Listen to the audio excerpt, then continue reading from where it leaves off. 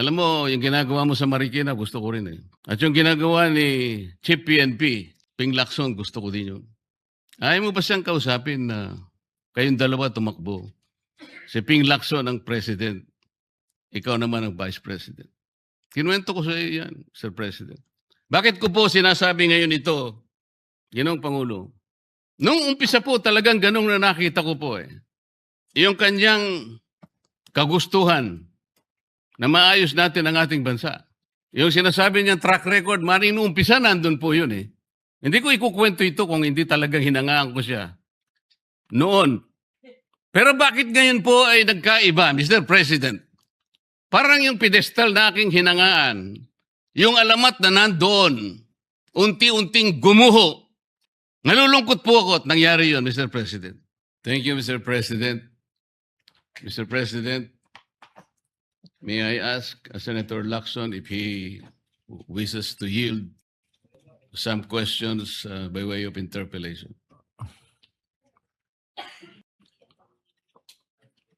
Senator Lacson, I'll say it again, Mr. President. Until the partial committee report is submitted or filed with the Bills and Index Division, and until after I have sponsored the partial committee report, I'm not yielding the floor.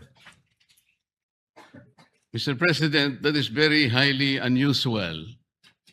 Why would Senator Lacson make a precondition that the partial report should be signed by at least a majority of its members before he can yield may the interpellation? yes, may I place on record that it is the prerogative of any member of the Senate to yield or not yield. As a matter of fact, in my many years here, Senator Miriam Defensor Santiago, and I'm sure Senator De Estrada is well aware of this, who was with me. Senator Miriam Defensor Santiago, every time she delivers a privileged speech, does not entertain any interpellation. Yes, And Mr. it is her- President, but it is her prerogative. this is different. And then, Because if as I said, it is the prerogative of Senator Santiago, and it is likewise the prerogative of Senator Lacson, because he wants that, as he mentioned, he wanted that his partial committee report be reported out and sponsored before he can answer any questions to that effect. Mr. President, if Senator Lacson would just say that he doesn't want to be interpellated, that will be okay with me. But he should not make a precondition that his unwillingness is conditioned upon whether or not the partial report should be signed by the majority. This is very unusual, Mr. President. Yes, we respect your opinion. And because he doesn't want to be interpellated, may I just be given the opportunity to make manifestation because my name was mentioned. Of by course, Senator Lacson. of course you may. Go Thank ahead. you, Mr. President. Mr. President, I cannot speak for our colleagues why they hesitate or even refuse to sign the partial report he allegedly disseminated to the members. But as for myself, Mr. President, I cannot sign a partial report. A partial report is basically unfinished. An unfinished report cannot be assumed to have contained the final and collective judgment of all the members. This is very basic, Mr. President. Secondly, I did not heed my reasons why I cannot sign the partial report. I delivered a privileged speech some time ago, Mr. President, outlining the reasons, therefore. Number one, I was expecting the chairman of the Blue Ribbon Committee to have conducted several hearings more, and in those hearings, he should have invited several persons whom I enumerated in my privileged speech. Namely, Yusek, Adrian Bersamin, Yusek Jojo Cadiz, former Governor Luis Chavez Singson,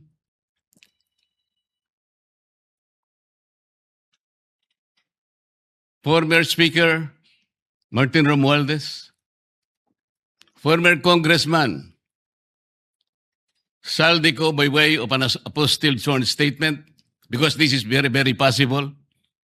An apostilled sworn statement, Mr. President, as I have already advised the chairman of the Blue Ribbon Committee, is similar to a sworn statement notarized by the Philippine Consulate in any part of the world, because this apostilled manner or method of subscription was already adopted by the Supreme Court in one of its resolutions, Mr. President.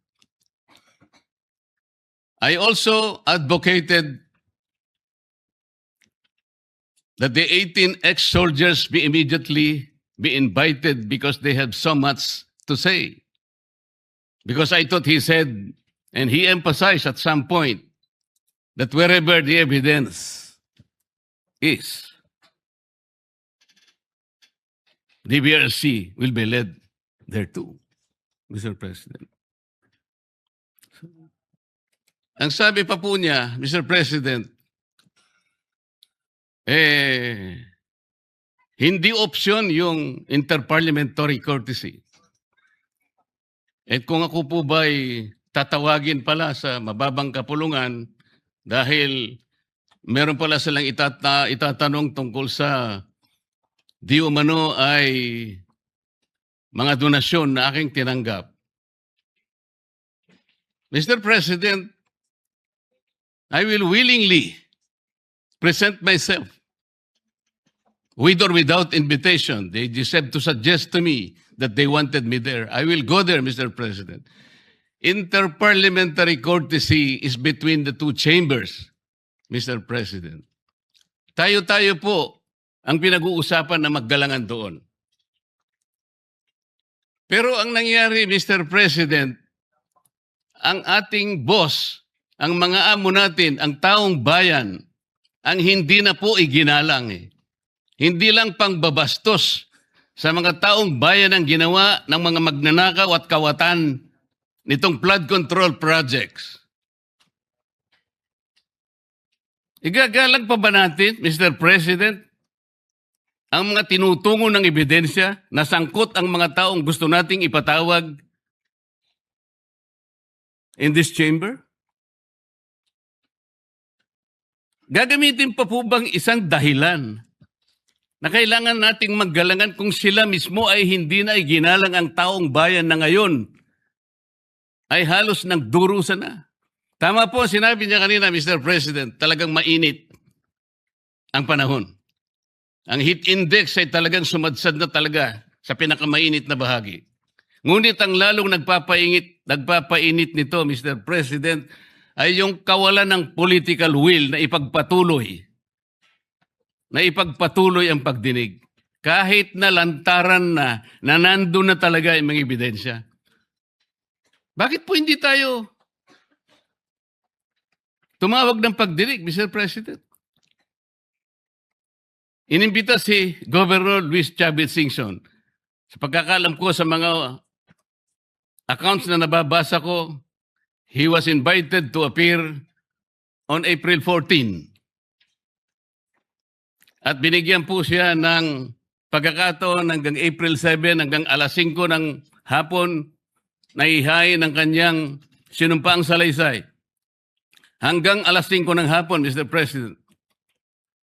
Ngunit 9:15 ng umaga, ipinaabot sa bahay ng dating gobernador na kinakansela na po ang nasabing pagdinig. At ginamit pang dahilan, paano po nangyari yun, Mr. President? Binigyan siya hanggang alas 5 ng Abril 7 na isubmit. Sa pagkakaalam ko po, nandun na siya sa Maynila at nanananghali. Pagkatapos na itutuloy siya sa opisina ni Senator Lacson para ihain yung sworn statement na kanyang inihanda. Bakit po kinakailangang dumating pa si Saldico? Inihintay siguro ni Saldico, Mr. President, ideklara lang ng chairman ng Blue Ribbon Committee, i-apostil mo lang yan kahit nasaan ka sa anumang bansa ka sa Europe. Tatanggapin ng committee yan.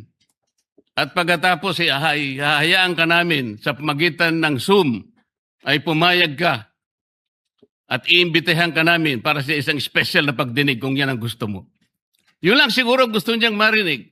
Bakit ikukondisyon pa natin ang pagdating niya rito, Mr. President, kung yung apostle sworn statement is sufficient enough for him to do just that? Ano po ba tayo rito? Nagtatakip po ba talaga tayo? Mr. President, kayo po ay maaring makapagtestigo sa sasabihin ko. Nung isang araw po, pinuntahan ko kayo sa inyong opisina at may binanggit po akong isang bagay na maaring makatulong sa atin kung paano kilalanin si Senator Lacson. Binanggit ko po sa inyo, Mr. President, ng buong katapatan nung ako'y wala pa po sa Kongreso, wala pa po sa public service, nakilala ko po si Senator Lacson bilang chief ng PNP. Nabanggit ko po sa inyo, Mr. President, sa ating pag-uusap sa inyong opisina. Mula noon, nung makita ko siya, lalong-lalo na po doon sa episode na pinatawag po niya, ang lahat ng kinaukulan na merong mga nakaw na sasakyan, mga karnap na sasakyan.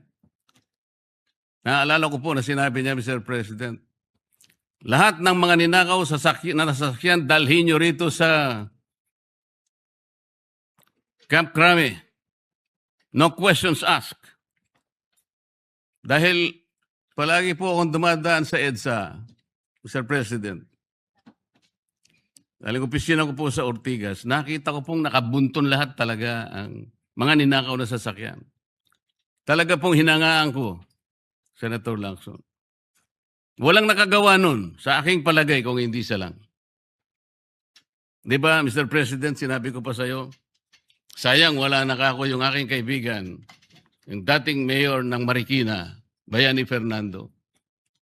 Dahil kinausap ko po siya. Sabi ko, Bayani, alam mo, yung ginagawa mo sa Marikina, gusto ko rin eh. At yung ginagawa ni Chief PNP, Ping Lacson, gusto ko din yun. Ayaw mo ba siyang kausapin na kayong dalawa tumakbo? Si Ping Lacson ang president. Ikaw naman ang vice president. Kinuwento ko sa iyo yan, Sir President. Bakit ko po sinasabi ngayon ito, Ginoong Pangulo? Nung umpisa po talagang ganong na nakita ko po eh. Yung kanyang kagustuhan na maayos natin ang ating bansa. Yung sinasabi niyang track record, maring nung umpisa nandun po yun eh. Hindi ko ikukwento ito kung hindi talagang hinangaan ko siya. Noon. Pero bakit ngayon po ay nagkaiba, Mr. President? Parang yung pedestal na aking hinangaan, yung alamat na nandoon, unti-unting gumuho. Nalulungkot po ako at nangyari yun, Mr. President.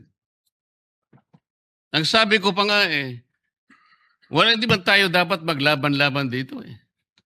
Ang kapakanan ng mamamayan ng ating bansa, ang importante rito po eh. Yung direksyon natin. Bakit kailangan akong palaging pinapasaringan? Hindi naman po ang aking kagustuhan eh. Kung sino yung dapat na sumikat o sino yung dapat magpasikat, hindi po yun eh. Isa lang po ang sikat dito, Mr. President. Ang taong bayan na pinagsisilbihan nating lahat.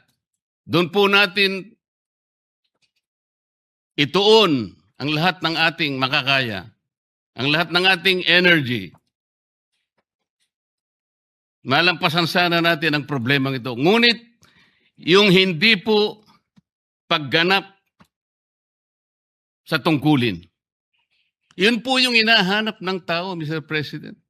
Napakainit na po ng panahon talaga. Pinapag-iinit pa ng paghihintay nang hindi malaman hanggang kailan maghihintay ang taong bayan. Ano po ba ang dahilan kung bakit nagkaroon siya ng privilege speech ngayong hapon? Para saan? Para saan? Hindi po ba mas maganda na kumpletuhin natin yung report? Hindi partial. Ano yun? Partial final? O partial provisional? Paano ko po malalaman, Mr. President, kung hindi po ibinigay yung hard copy? Pipilitin akong basahin na nandun lamang sa online. Binigyan lamang kami ng isang file para doon kuhanin namin kami mag-print. Paano ko ba ikukumpara po yung ipinrint ko? Hindi ko naman alam kung sinong gumawa nun dahil wala nga pong pirma yun eh. Doon lang sa paraan na yun eh. Nagkakaroon na po ng agam-agam eh. Pagkatapos ayaw pa nilang mag-interpolate. Nasa sa kanya po yun, Mr. President. Pero ako po, ang tanging hangarin ko lamang, ayusin natin lahat ito. Sabi nga po niya, hindi makakalimutan ng taong ito at talaga naman pong hindi malilimutan sapagkat ito na po yata ang pinakamalawak na nakawan sa kasaysayan ng ating bansa. Salamat po, Mr. President.